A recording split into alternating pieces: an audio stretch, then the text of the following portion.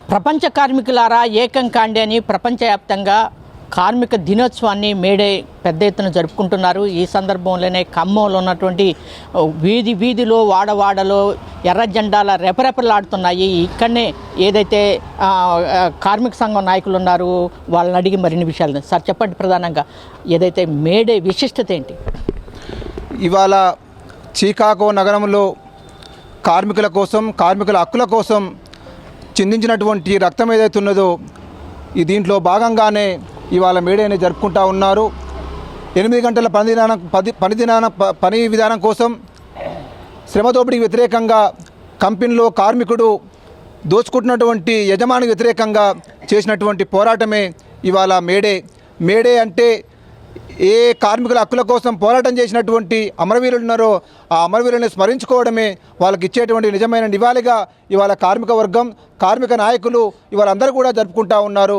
దీనిలో భాగంగానే ఖమ్మం పట్టణంలోని తెలంగాణ కార్మిక సంఘం నాయకత్వంలో బట్ట ఈ కార్మిక దినోత్సవాన్ని జరుపుకుంటూ ఉన్నాం. నిజమైన నివాళి అర్పించడం అంటే, మేడేని జరుపుకోవడం అంటే కార్మికులు కలగన్నటువంటి ఒక నూతన సమాజాన్ని, స్వేచ్ఛ, సమానత్వం, స్వపరిపాలన, ఆత్మగౌరవంతో ఉన్నటువంటి ఒక ప్రజాస్వామిక విలువలతో కూడినటువంటి సమాజం కోసం చేసినటువంటి పోరాటమే ఈ మేడే దినంగా పాటించాల్సిందిగా కోరుతా ఉన్నాం. ఇక్కడనే ఏదైతే కార్మిక సంఘం మరో నాయకులు ఉన్నారు సార్ చెప్పండి. ప్రధానంగా మీరు ఎలా ఈ కార్మిక దినోత్సవాన్ని చూస్తున్నారు?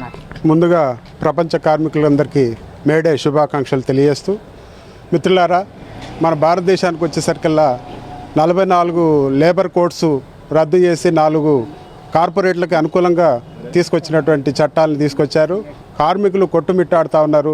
మళ్ళీ పని గంటలు పెంచే మధ్యయుగాల నాటి పరిస్థితులు తీసుకొచ్చారు పాలకులు. ఫాసిస్ట్ విధానాలు, కులాన్ని, మతాన్ని రెచ్చగొడుతూ ప్రజల్ని ఇంకా పీడితులుగా మారుస్తున్నారు. సరైన వేతనాలు లేవు, పని గంటలు పెరిగినాయి.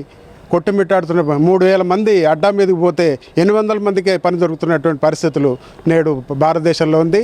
కార్మికులు చైతన్యవంతంతో రేపు పొద్దున భవిష్యత్తులో పోరాటాలు నిర్మించుకోవాలి, చైతన్యంగా తిరుగుబాటు చేయాలని చెప్పి పాలకుల మీద నిరసిస్తూ మేడే శుభాకాంక్షలు తెలియజేస్తూ వస్తున్నాం. ఇక్కడ ఏదైతే మేడే దినోత్సవాన్ని పెద్ద ఎత్తున వాడవాడలా జరుపుతున్నాం, పని గంటలు తగ్గించుకోవాలి, కార్మికులతో భారం పడుతుంది, అట్లాగే ఈ సమాజం మారాలి, ప్రధానంగా కార్మిక వర్గం చైతన్యం కావాలి, దోపిడీ వర్గంపై పోరాడాలని చెప్పేసి ఇక్కడ కార్మికుల నేతలు చెప్తున్నారు. కెమెరామెన్ సుధాకర్తో చిర్రారవి, 99 టీవీ ఖమ్మం.